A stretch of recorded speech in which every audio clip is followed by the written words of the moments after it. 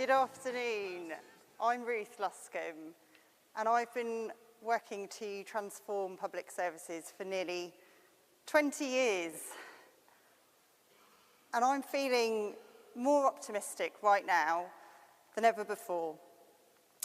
We have a once-in-a-generation opportunity to transform our services in a way that responds to people's real lives and prevents need, not just reacts to it. It's really, really, really critical to do this now. Just like local government has an £8 billion funding gap by 2028. And that's being driven by rising complexity of demand into our statutory services, the services that we must supply. But, as I think we've heard today, amazing opportunities, local government reorganisation, NHS reform, upcoming social care reforms, all of this change that's about to happen, it all offers us an opportunity, if we choose to take it, to decide to do things differently. I've worked with London boroughs, I've worked for Peabody Housing Association, who I saw here today, I've worked in a district council, and I've seen change happen in lots of different ways. I've led change, big and small. And if I have one plea, it is we absolutely cannot succumb to the temptation to do this only at the edges, to only experiment at the edges. And that's a point that Hilary Cottam, who we're about to hear from, makes really, really well in her book, Radical Help. If we are serious about this, we need to take the opportunity to reimagine our services, to redesign and reinvent at scale. So the 3 questions I want to ask. The first is,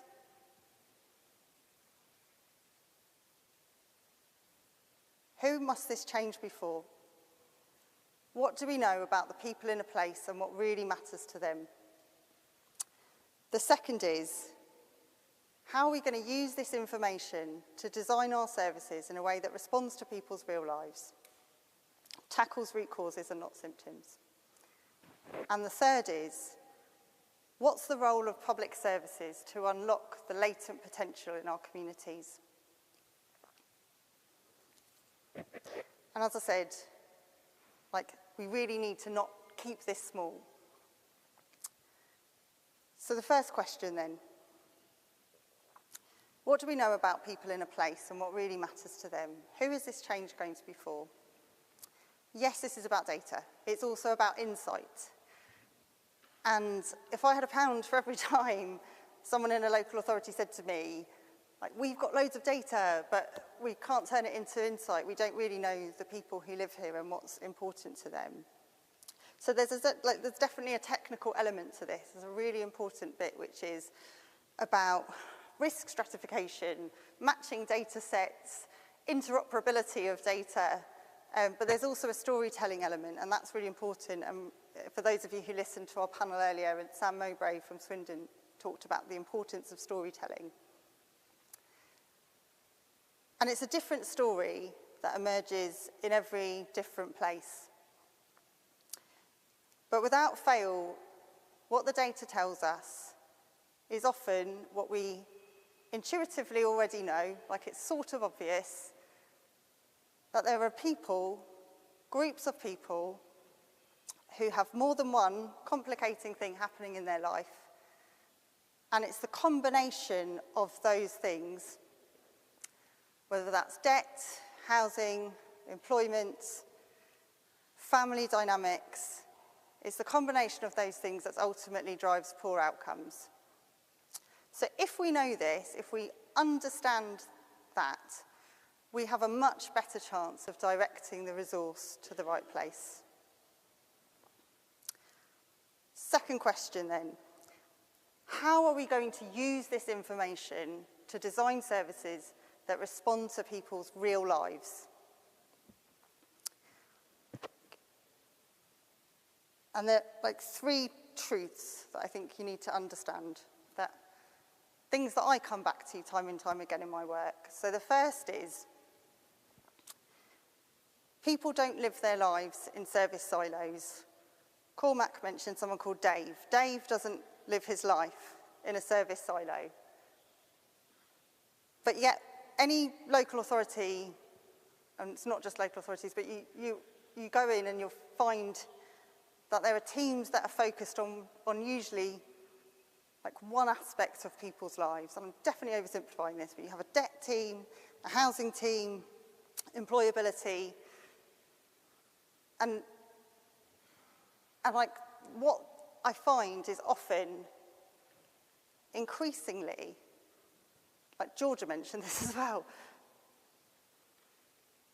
these teams' job is to increasingly monitor and set thresholds for help. Thresholds don't help people.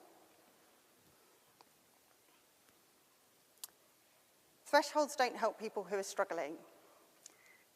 I'll never forget a time when I heard a woman, and she said, if I am called a functioning family one more time, like I'm just sick of being called a functioning family. And what like her frustration came from a point of being told, actually, you just don't meet that threshold for support. And like she was so frustrated because basically she just wasn't being heard. Like, who wants to just function anyway? Do you know what I mean? Like, it shouldn't be the goal of our public services. The second truth in how we design our services, so people don't live their lives in silos. The second truth, and this is a bit controversial, I think, but that there is capacity there, even when we really don't think that there is. I'll never forget a time when I sat in a workshop in one of the most deprived areas of the UK with a group of staff, and we were talking about prevention, and they were absolutely adamant that they had no capacity to do prevention. And I get it, like I've worked in public services, I absolutely understand it. It feels really, really hard. But the dynamic in that meeting really changed when one person said, actually, the focus of a lot of our multi-agency meetings, you know, we have many, many, many multi-agency meetings, and we sit there and we kind of go, actually, my hands are tied, my hands are tied, my hands are tied. And what they worked out collectively in that room was if they could just focus more on the people in front of them, like, and focus on that human being, there would be more capacity. And I'm not, you know, I know it's not simple, but there is a lot of money and there is resource that goes into triaging people, referring people, passing people from pillar to post. And so if we can unlock that capacity and enable people to see the people in front of them, to see the people who, like, are human beings with aspirations and hopes, then we can, like, we have a chance at sort of making good progress for those people. So the third truth is that we can unlock that capacity in service designs that focus on people. If we choose to, like, give people the job, like the literal job description, your job is to help people, that can absolutely change the way that they see their role. And we can unlock in service designs a much more human-centred and relationship-based model for people. So, like, the good news is there are lots of people who are, like, part of this movement, who are building family hubs, who are implementing children's social care reforms, which are all focused on better integration of partners around people. what we need to do is just make sure that we're joining up all of this good work so that we can make sure our resources go to the right place.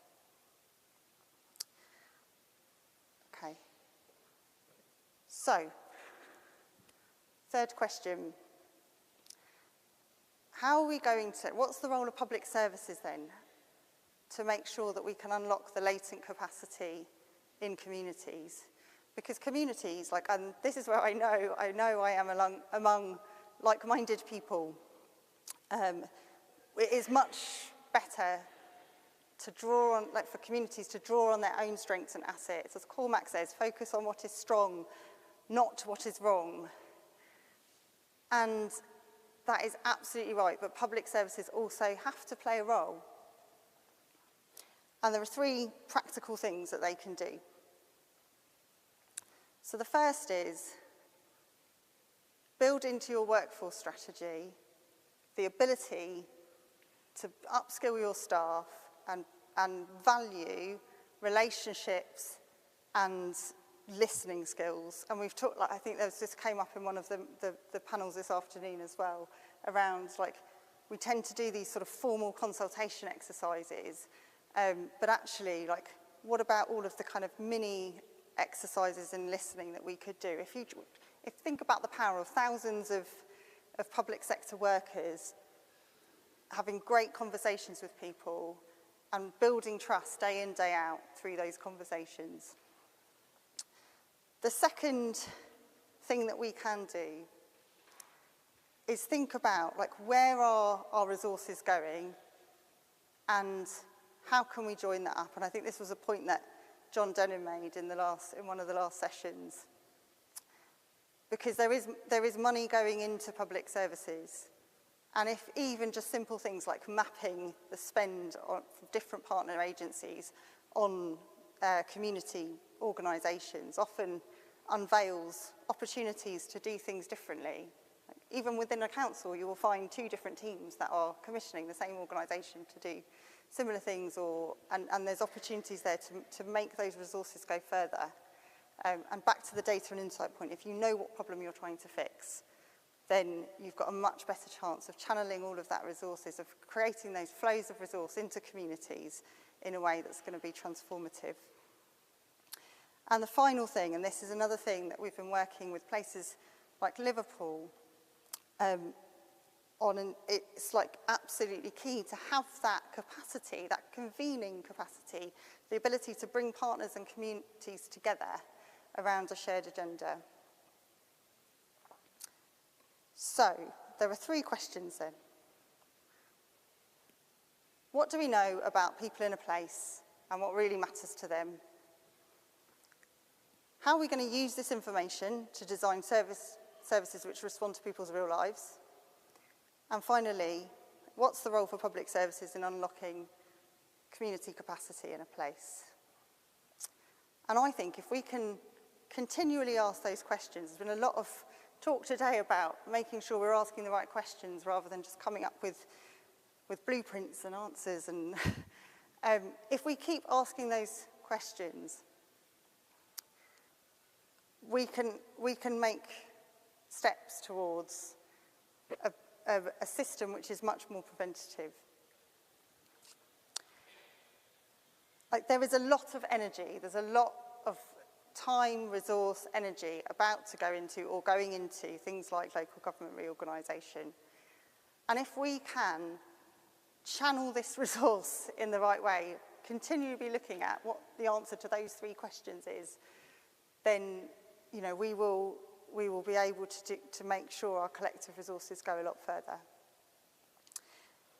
And the prize for this is not just financial sustainability, back to the 9 billion funding gap, 8 billion funding gap.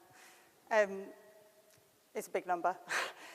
It is also about public services which are designed to keep people well. Thank you for listening.